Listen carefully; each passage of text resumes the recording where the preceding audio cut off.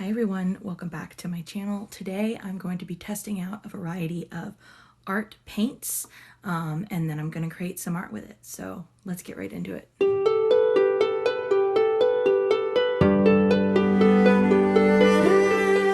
Okay, so I have a number of different paints here, some of which I've had for a while, some are relatively new, and some I've actually never used before. So I'm really kind of excited to see what I can do with these. This is not a sponsored video. These were all bought with my own money, mostly just out of curiosity. So let's see what we have. So the first thing I have are two Dyllusions paints in Crushed Grape and London Blue. And I actually did a test of these a long time ago, and I'll link that video right there.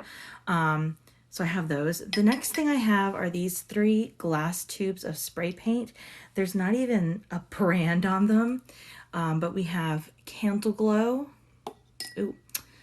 Candle Glow. I have Carrot Cake and Evergreen, which as you can see is already kind of a mess. And then I have these. These are brand new. I've never tried these before, and I'm kind of excited to see what they do. They are all from the Tim Holtz line, and they're two different types of distress paint. We have Distress Paint Stain, and I have this in Picket Fence, Black Soot, Mermaid Lagoon, and Wilted Violet. And then I have the Distress Paint, it's like a sponge top, I guess. And I have this in Mowed Lawn, Spiced Marmalade, and Seedless Preserves. I wonder how they come up with these names. And what I have here is I just have a piece of craft paper from a Strathmore mixed media pad. I figured a toned paper would be nice since we do have the white. And it'll be interesting just to kind of test those out. So that's what we're going to do first. I'm going to speed up the video. I'm going to test each of these out by type and then kind of talk about what it was like with them. Okay, first up, we're going to do these little glass sprays.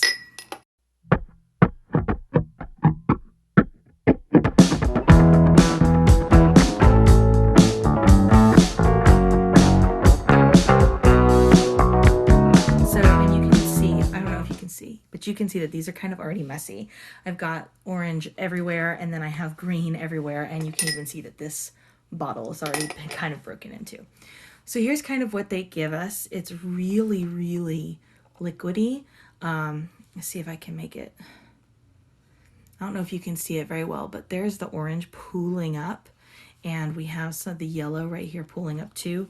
The green, which actually produced the least amount of paint on the paper, it's actually not pooling up that much, but I imagine that these are going to take a hot minute to dry.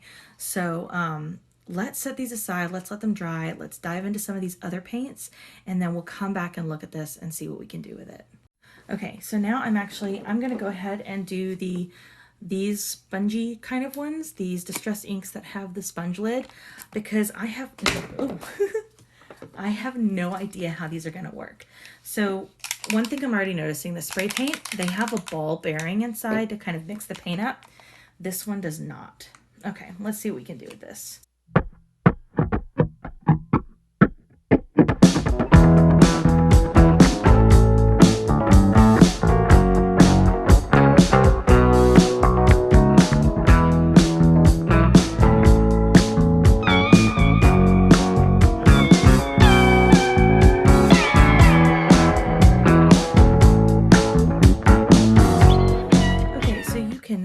See the distress paint.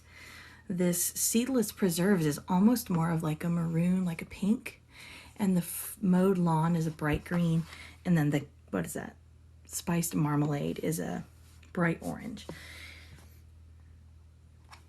Let's see, I already have water. Let's do the Dyllusions paints next.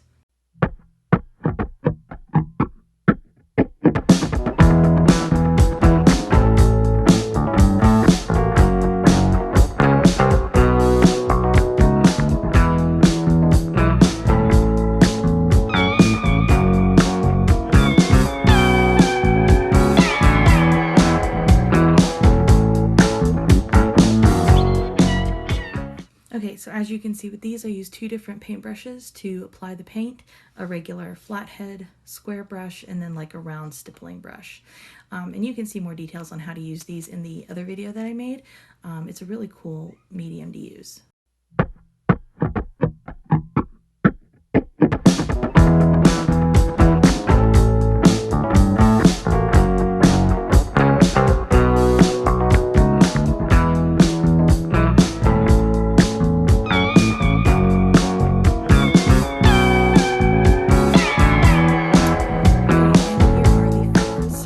The white sprayed a little bit differently than the others, but this is just a very unique way of doing it. I actually really like these better than these, which seem to be really inconsistent in how they spray.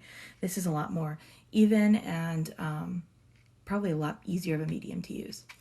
Okay, so I'm going to get a fresh sheet of paper and I'm going to get a couple of other art items and then we'll create something with this.